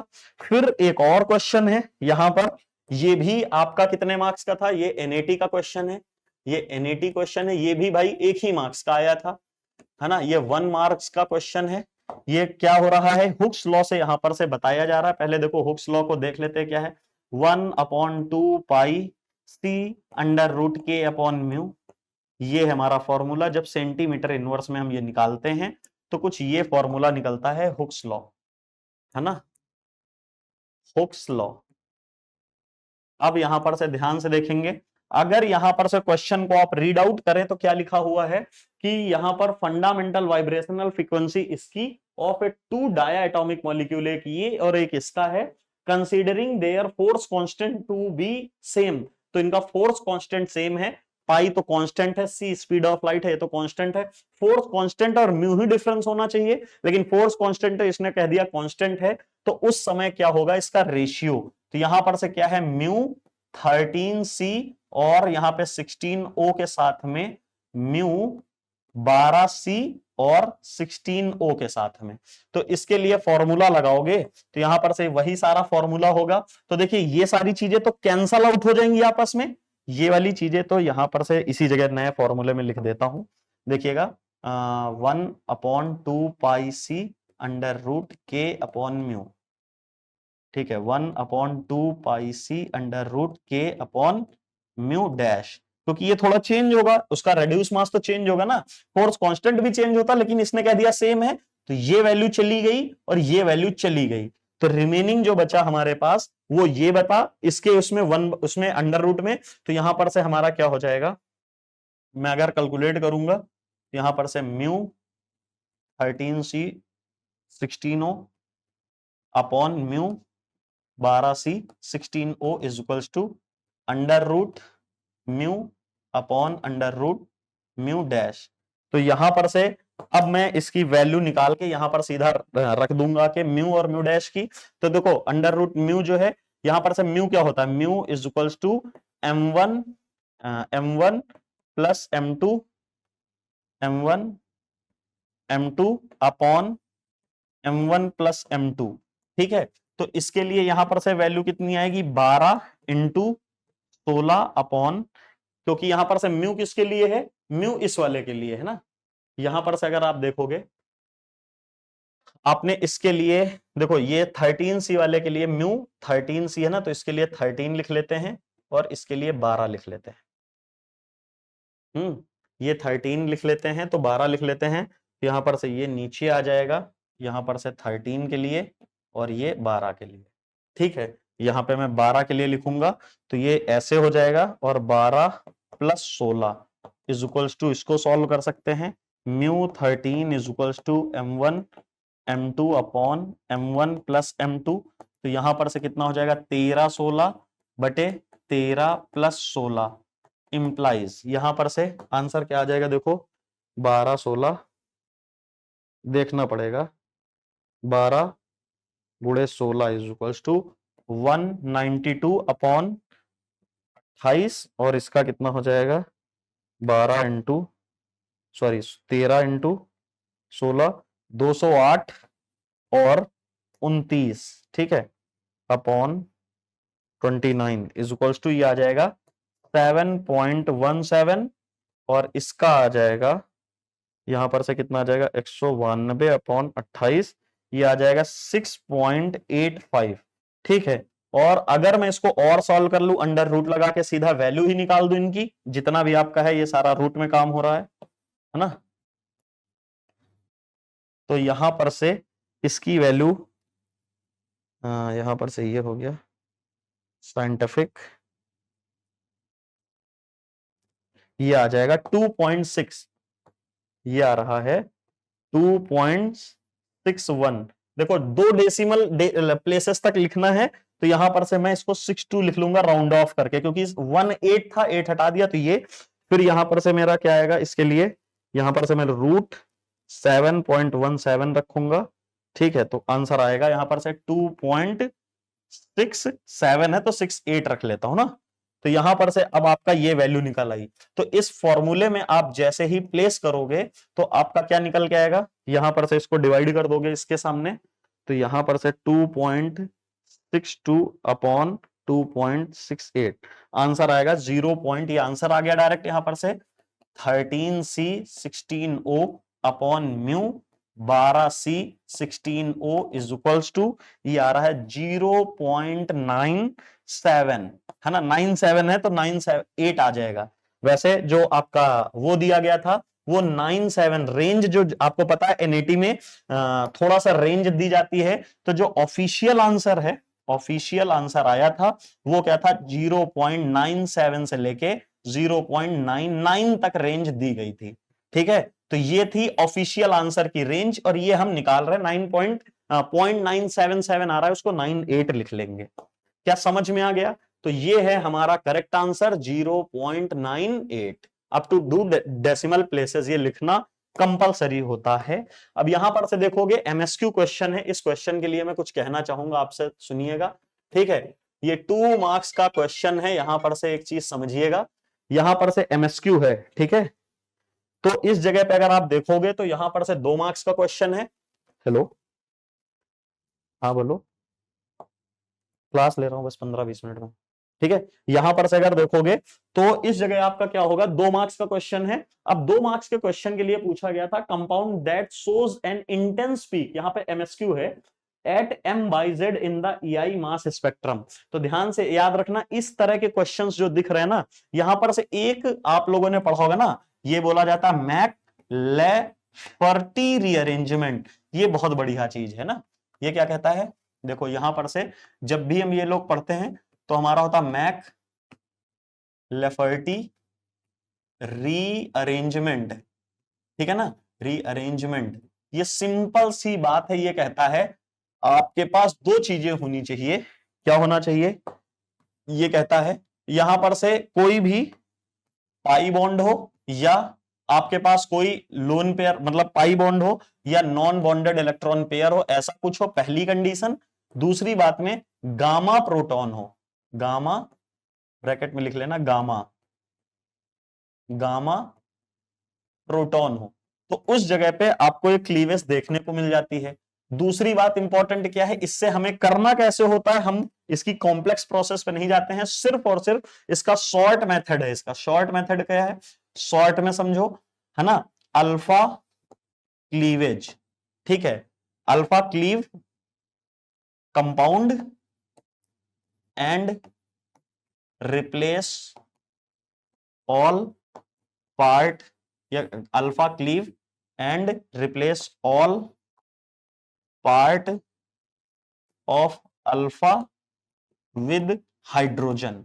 मतलब हाइड्रोजन लगा दोगे और उसकी अल्फा क्लीवेज कर दोगे, मतलब जो भी ग्रुप आपका है, जैसे एग्जांपल पे CO CH3 CH2, यहां पर से फलाना ढिमाका बहुत लंबा ग्रुप लगा है, तो आप क्या करोगे, इसके अल्फा पोजीशन से इसे तोड़ दोगे और ये जितना भी ग्रुप है इसे हटा दोगे और इसके इंस्टेड यहां पर एक हाइड्रोजन चिपका दोगे। This is the shortest method of applying McLafferty rearrangement in A mass spectrometry.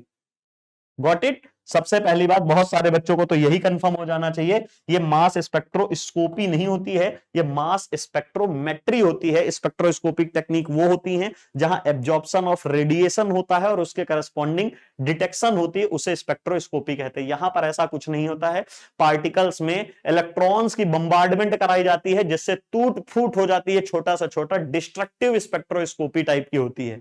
यहां पर से जो भी सैंपल डालोगे वो वापस मिलता नहीं है, NMR IR UV किसी में डालते हो तो सैंपल एज सच वापस भी मिल जाता है, सैंपल रिकवर हो जाती है। कंजर्वेटिव टाइप की स्पेक्ट्रोस्कोपी होती है, ये डिस्ट्रक्टिव टाइप की होती है, सैंपल डाला खत्म कर देगा, चूर चूर इसके छोटे छोटे फ्रेगमेंट, इसी को फ्रेगमेंटेशन बोलते हैं ना।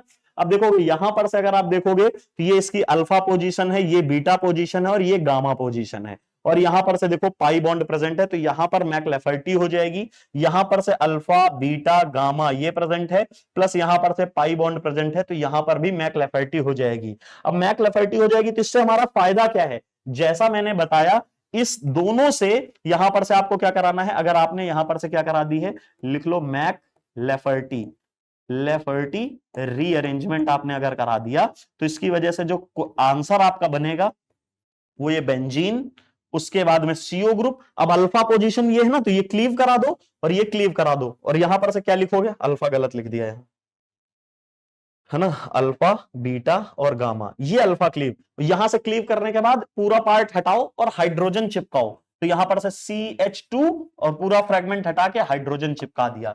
मास अगर आप देखोगे तो इस पूरा फेनाइल PH ग्रुप का कितना होता है, पूरा 77 होता है, और CO ग्रुप का सिर्फ और सिर्फ कितना होता है, ये 28 होता है मास। CH2 का कितना होता है, CH2 का 12 2 14 होता है, एक हाइड्रोजन और प्रेजेंट है, तो ये हो गया।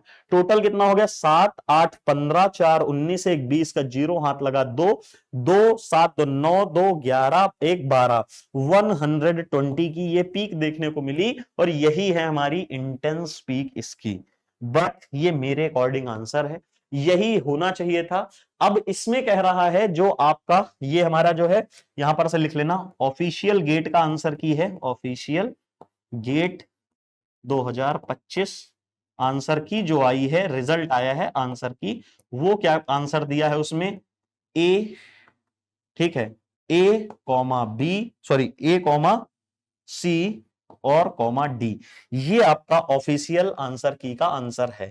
जबकि मेरे अकॉर्डिंग थोड़ा सा बेटर आंसर क्या होना चाहिए था, ठीक है ना, बेटर आंसर मेरे अकॉर्डिंग बेटर है कि आंसर क्या होना चाहिए था, C&D ओनली, ठीक है, C&D ओनली यहां पर से होना चाहिए था इसकी अपेक्षा। मतलब ए वाले में क्या है, वहां पर से अगर इसका एक्सप्लेनेशन देखोगे तो इसमें ऐसा क्या हुआ होगा, यहां पर से ऐसा कुछ फ्रेगमेंट मतलब इस तरह तोड़ा गया होगा, पता नहीं क्या है, यहां पर से उसका आंसर क्या है, इसको भी कंसीडर किया गया है। अगर आप इसमें कंसीडर करते हो तो कुछ यहां पर से इसका ये वाला फ्रेगमेंट निकल जाएगा। और हाँ, दूसरी बात, ये जो फ्रेगमेंट बनेगा ये रेडिकल कटायन बनता है, इसे क्या बोलते हो, radical cation, radical cation बनके तैयार होता है हमारा।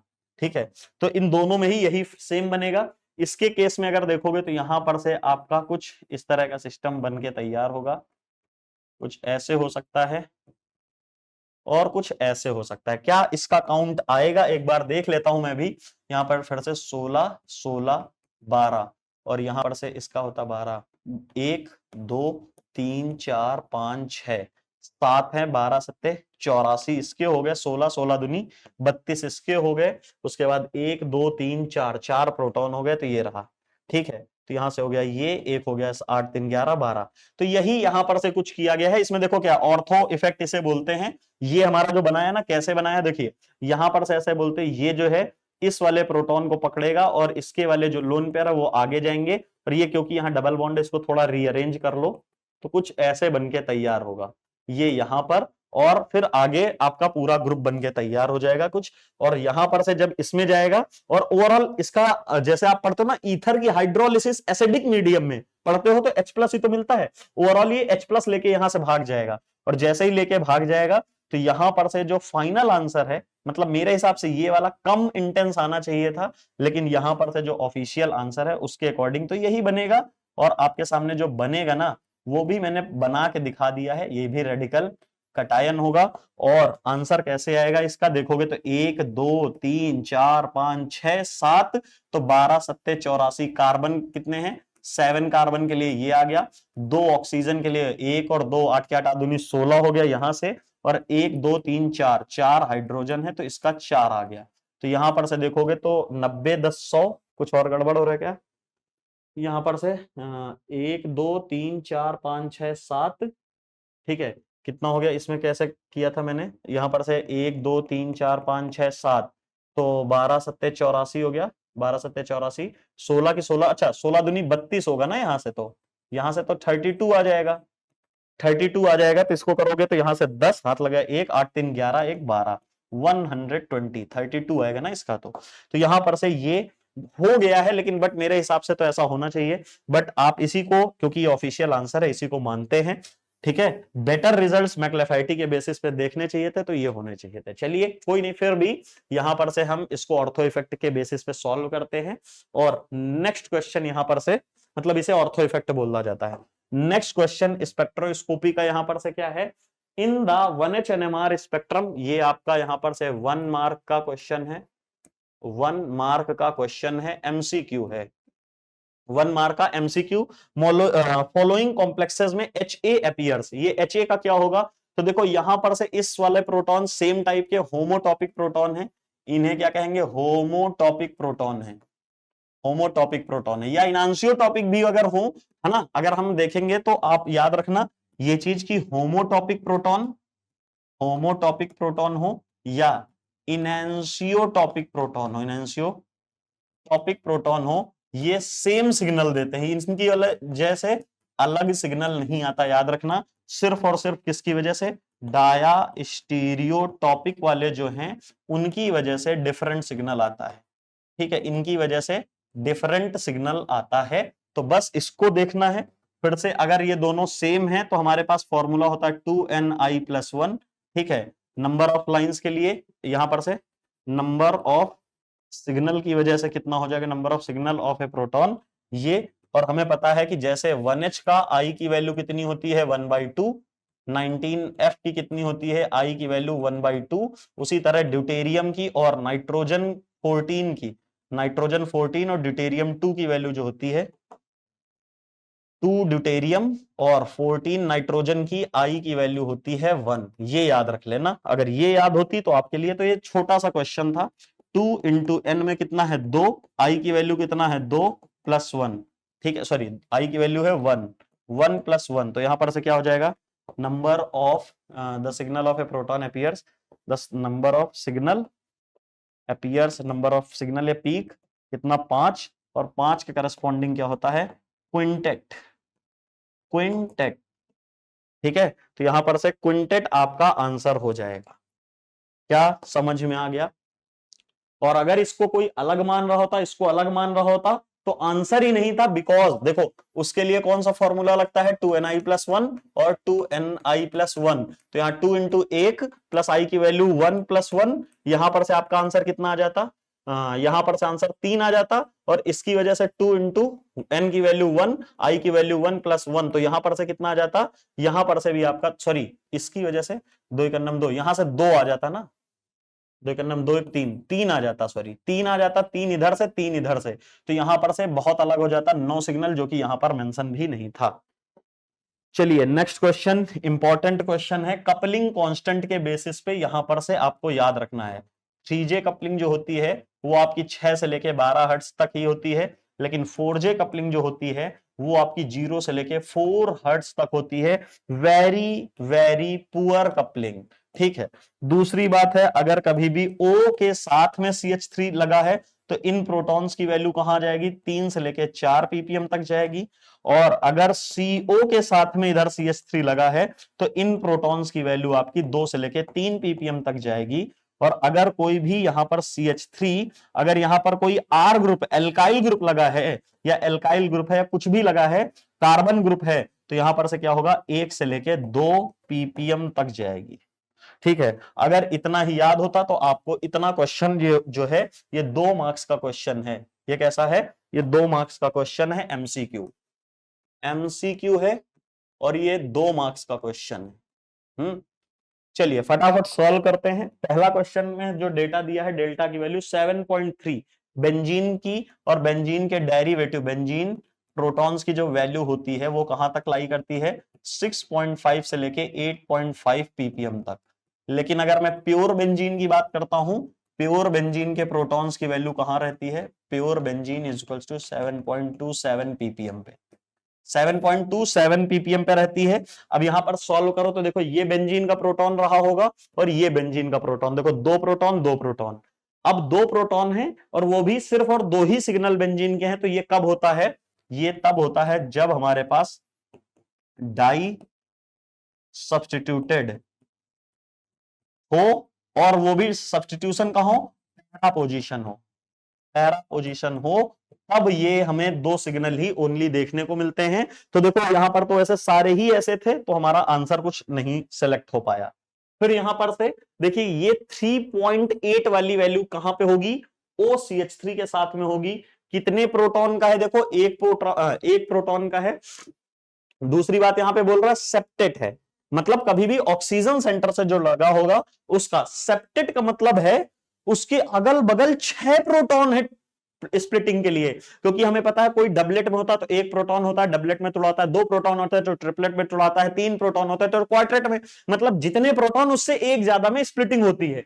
सेप्टेट का कहने का मतलब है इसके बगल में 6 प्रोटॉन होंगे, और 6 प्रोटॉन तो ऑलवेज कैसे हो सकते हैं, सिर्फ एक ही पॉसिबिलिटी है कि 2 CH3 प्रोटॉन हो, तो यहां हो सकते हैं, यहां हो सकते हैं, यहां पे भी हो सकते हैं, यहां पे सब में हो सकते हैं। फिर अगला देखते हैं, इस जगह पर से देखोगे 3 हाइड्रोजन है और 2.2 है, तो वो कहां लाई करेगा, COCH3 हमको देखना पड़ेगा, क्योंकि 3 प्रोटॉन का मतलब है कि यहां पर से आपका कुछ CO और साथ में CH3, ऐसा यहां पर है क्या, ये इसमें नहीं है, इसमें है, इसमें भी नहीं है, और इसमें भी नहीं है। पहला तो यहीं से गया, और देख लेते हैं, आंसर आ गया आपका C, लेकिन और आगे करेक्ट करते हैं। देखो 1.9 का डबलेट है और यहां पर से इसका 6 प्रोटॉन है, 6 प्रोटॉन मतलब CH3 और CH3, 2 CH3 की बात हो रही है कहीं पे, ये कुछ ऐसे, तो 2 CH3 तो सब में ही प्रेजेंट थे, लेकिन इसमें क्या है 1.9, मतलब एल्काइल ग्रुप जहां पे लिंक हो 1.2 से लेकर 1 से लेकर 2 तक, तो देखो इससे यहां पर एल्काइल लगा हुआ, सारे में ही एल्काइल है, तो इससे कुछ डेटा हमारा आंसर नहीं आ रहा है। इससे हमने सॉल्व किया है, इससे अब देखो 3.8, तो यहां पर से देखो डायरेक्ट ऑक्सीजन से लिंक है ना, तो ये वाला प्रोटॉन क्या है, 3.8 ppm पे रहा होगा। दूसरी बात, ये CH3 है और ये CH3 है, तो इन दोनों ने मिलकर आइडेंटिकल है ना, तो कितने प्रोटॉन हो गए, 6, n की वैल्यू हो गई 6, तो यहां पर से अगर 2ni+1 में रखोगे तो 2 इंटू 6, आई की वैल्यू 1/2 प्लस 1 करोगे तो इसकी वजह से क्या आ जाएगा 7, और 7 को ही क्या कहते हैं, सेप्टेट। तो ये आंसर जो आप निकाल रहे हो सही है। उसके बाद यहां पर से और ज्यादा इंपॉर्टेंट है, ये देखो COCH3, यहां पर से CO प्रेजेंट है ना, तो ये वाली वैल्यू इसके लिए हो जाएगी 2.2 का।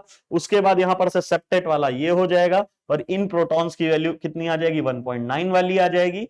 अब बात आती है इसके 6.8 एक तरफ है, तो देखो ये इलेक्ट्रॉन डोनेटिंग ग्रुप है, इलेक्ट्रॉन डोनेटिंग ग्रुप वालों की यहां पर से शील्डिंग हो जाती है, तो इन प्रोटॉन की वैल्यू थोड़ी कम हो जाएगी 6.8, है ना, क्योंकि यहां पर शील्डिंग हो जाएगी इनकी, ठीक है, इसकी वजह से शील्डिंग होने की वजह से आपकी वैल्यूज कम होती हैं। और यहां पर से डी शील्डिंग विड्रॉइंग ग्रुप है, तो इसकी वजह से नॉर्मल से वैल्यू बढ़ जाएगी, और नॉर्मल कितनी होती है 7.27 होती है, उससे थोड़ी इनहांस होके कितनी हो गई 7.30, क्योंकि यहां पे क्या हो गई है डी शील्डिंग हो गई है। सिर्फ एक ही आंसर था, ऑप्शन नंबर सी, आसानी से आप निकाल सकते थे। तो यहां पर से अगर मैं आंसर काउंट करूंगा तो 2 मार्क्स, 2 2 4 मार्क्स, 4 के बाद 4 1 5, 4 1 6 मार्क्स, 7 मार्क्स और 8 मार्क्स। तो ये आपकी ऑर्गेनिक और इनऑर्गेनिक स्पेक्ट्रोस्कोपी कितने मार्क्स की हो गई है, आपके सामने मैंने लिख दी है 8 मार्क्स की। फिर से एक बार सोच लेना कितनी ज्यादा इंपॉर्टेंट है स्पेक्ट्रोस्कोपी, भाई गजब की चीज है। और मैं फिर से बता रहा हूं, आपके स्क्रीन पे 8 मार्क्स के क्वेश्चन ये हो रखे हैं, और यहां पर से 7 मार्क्स के कोऑर्डिनेशन के क्वेश्चन हो रखे हैं 15, और उसके बाद 11 मार्क्स के यहां से ऑर्गेनोमेटेलिक्स के क्वेश्चन हो रखे हैं। मतलब 11 के साथ में, मतलब 15 और 11 कितने हो गए आपके 26 मार्क्स हो गए, जो कि जीआरएफ सॉरी ईड आपका गेट क्वालिफाई करवा सकते हैं। तो आपके कुछ टॉपिक है इंडिपेंडेंट आके अगर आप पढ़ोगे बहुत ही दमदार तरीके से मजा आएगा। फिर से मैं एक बार बोल रहा हूं, ये गेट के कंप्लीट क्वेश्चन पीवाईक्यू के हैं विद डिटेल्ड एक्सप्लेनेशन। शायद आपको कहीं, शायद क्या कहीं मिलेंगे ही इतना अच्छे से डिटेल सॉल्यूशन में विद कंप्लीट एक्सप्लेनेशन। इसी के साथ में आपके फर्दर सारे यहां पे पीछे सब टॉपिक्स और देखने को मिलेंगे। तो वीडियो में जुड़े रहिएगा और देखते रहिए, जुड़े रहिए हमारे विज्ञान विक्स चैनल के साथ फर्दर अपडेट के लिए। Thank you so much guys.